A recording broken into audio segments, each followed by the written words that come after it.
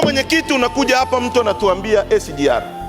Wakoloni walijenga reli hii mwenyekiti, wakati ule ndio ilikuwa standard gauge ya sasa hivi, wakati wakoloni wanajenga ile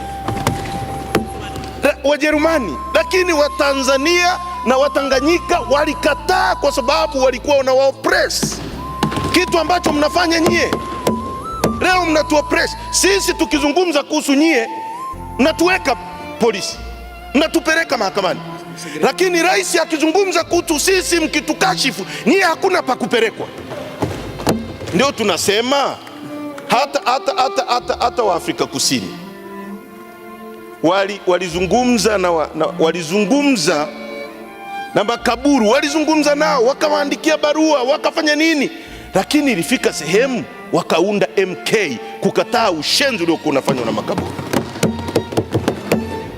Kwa tunachozungumza hapa ni kwamba ni lazima tuheshimiane, ni lazima tuelewe. Leo unampeleka unamshtaki mwenyekiti Mbowe, Msigwa, mimi, Esther, eti sisi tulisababisha kifo cha mtu Akwilina, yule mkurugenzi aliyetunyima viapo ambavyo vipo kwa mujibu wa sheria. Alisababisha nini?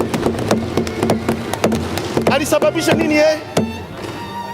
Haya mambo ndio tunayozungumza.